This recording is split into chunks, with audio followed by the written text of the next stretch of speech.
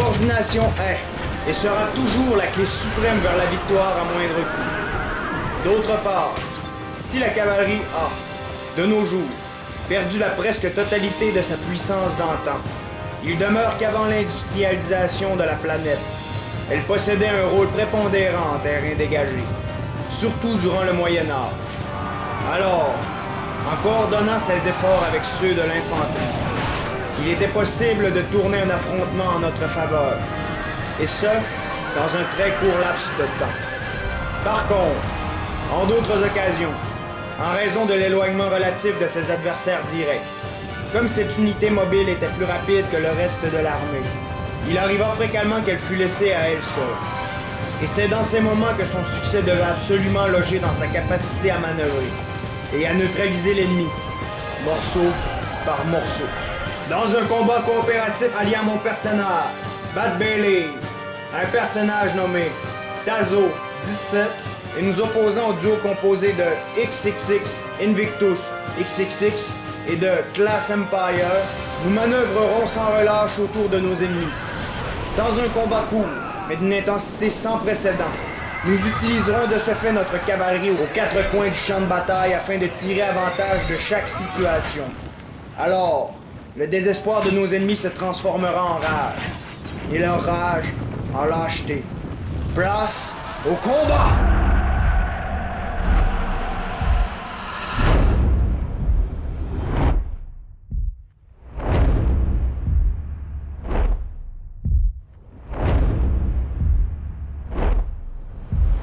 Bon alors, comme à notre habitude, observons les unités en présence en commençant par celles de nos opposants. Toutefois, avant de faire la présentation, je tiens à vous mentionner qu'aujourd'hui ça va être une première à stratégie totale, en ce sens que le combat va se terminer irrésolu. La raison pour ça, c'est tout simplement dû au fait que vers la fin de la partie, l'hôte de la bataille, c'est-à-dire Invictus, va tout simplement quitter la partie alors que son armée est sur le point d'être attaquée. Malgré tout, en pesant le pour et le contre, j'ai vraiment décidé de vous présenter toutefois cette bataille, puisque c'est vraiment une bataille qui est assez épique. En effet, durant cet affrontement, moi et mon allié, on fait vraiment montre d'une bonne coopération et d'une bonne coordination, surtout en ce qui a trait à la cavalerie, où on va vraiment faire des manœuvres, somme toute assez intéressantes, tout au long de la partie. D'autre part, pour ne pas qu'il y ait d'ambiguïté durant la partie, je tiens à vous mentionner qu'aujourd'hui, je vais être représenté sur le radar par les bleus et mon allié par les verts. Contrairement à d'habitude, la raison pour ça, c'est que mon replay, je l'ai perdu durant le transfert de mon ordinateur, et Tazo17 m'a donc donné son replay, ce qui a pour conséquence qu'il est vert et moi bleu.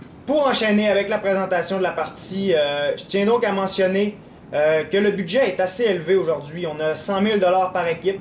C'est donc qu'on avait vraiment à peu près aucune limite concernant l'achat des troupes. Outre le respect des règles, bien sûr, qui était maximum un trébuchet, et on n'a le droit à aucune autre unité d'artillerie, pas d'armes à poudre, maximum 6 cavaleries, incluant dans ces 6 unités de cavalerie, un maximum de 2 unités d'archers à cheval.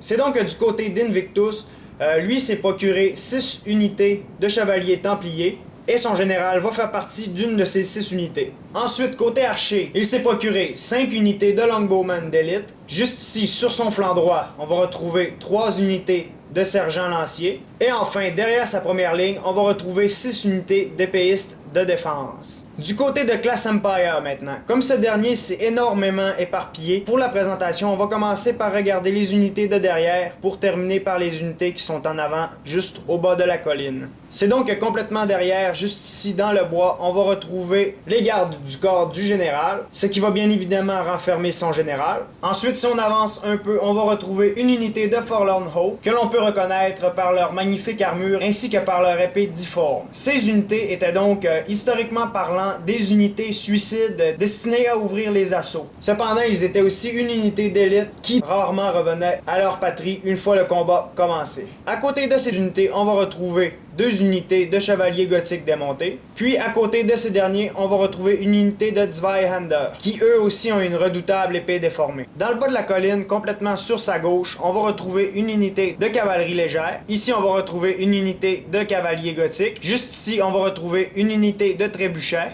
Enfin, on va retrouver 4 unités de sergents lanciers qui vont être flanqués sur chacun de leurs côtés par une unité de piquiers de milice. Enfin, dans le bas de la colline, on va retrouver 2 unités d'arbalétriers à cheval. Puis pour terminer, on va retrouver 4 unités d'arbalétriers mercenaires de Pavie. Comme vous pouvez le constater, étant donné la grande distance entre son armée principale et ses archers, si on exclut bien sûr ces 2 unités d'arbalétriers à cheval, ils ne sont pas capables de venir les aider. Ces arbalétriers vont donc constituer une véritable opportunité initialement pour notre cavalerie. Cependant, de ce côté-ci, on va aussi se frotter aux imprévus de la guerre. Observons donc maintenant ce que nous nous sommes procurés. Bon, pour simplifier la présentation, on va vraiment seulement que regarder ce que je me suis procuré, puisque la raison pour ça, c'est que, à l'instar de la dernière partie que j'ai fait avec Tazo 17, c'est-à-dire l'épisode 29, où on défendait un château, aujourd'hui, nous nous sommes donc procuré exactement la même armée. C'est donc que je me suis procuré 6 unités de cavalerie lourde d'élite. En avant de mon dispositif, juste ici, on va retrouver une unité de trébuchets. Derrière ces unités, on va retrouver mes archers, c'est-à-dire